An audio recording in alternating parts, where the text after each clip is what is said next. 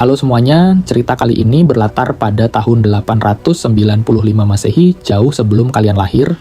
Cerita diawali dengan putra tunggal dari kerajaan Ransi bernama Amlet yang mengabarkan ibunya bahwa ayahnya telah pulang dari medan perang. Inilah raja kita Urfandil yang sedang berpesta bersama dengan keluarganya, dan datanglah Yolnir adik kandungnya beserta pasukan pribadinya. Ada salah satu prajurit Kroco yang karena mabuk berat menggoda istri raja, yang karena tidak sopan Yolnir hendak menghajarnya, namun dihadang oleh sang raja dan harap memakluminya. Singkat cerita, pada suatu malam Urfandil dan Amlet melakukan sebuah ritual dengan harapan Amlet akan menjadi raja yang gagah tampan dan pemberani karena Amletlah penerus tunggal kerajaan Ransi.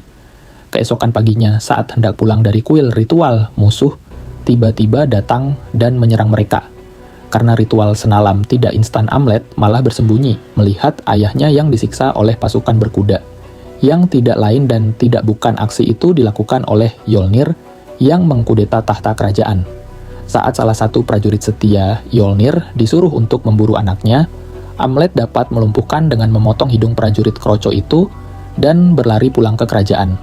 Setibanya, Amlet harus dikejutkan dengan pemandangan yang sangat tidak manusiawi, yaitu semua prajurit dan rakyat jelata yang tidak setuju dengan kudeta ini akan langsung dieksekusi.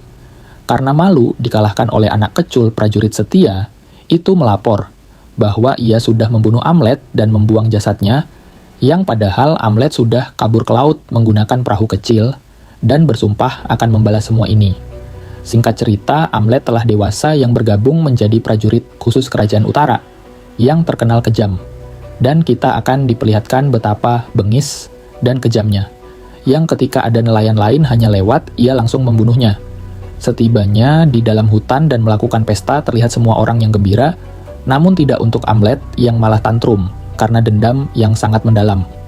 Keesokan paginya, prajurit khusus itu menjalankan misinya, yaitu menginvasi sebuah desa kecil dan membantai seluruh rakyat jelata di desa itu. Sebenarnya Amlet mempunyai trauma mendalam terkait invasi ataupun kudeta yang tak tega, melihat wanita dan anak-anak, bahkan rumah mereka dihancurkan. Dibuktikan dengan ketika semua temannya berpesta dan menikmati wanita. Hasil jarahan, ia hanya diam di pojokan, dan karena ia harus tetap bertahan hidup dan menutupi identitasnya, bahkan harus membalaskan dendamnya, ia harus melakukan semua itu. Bersambung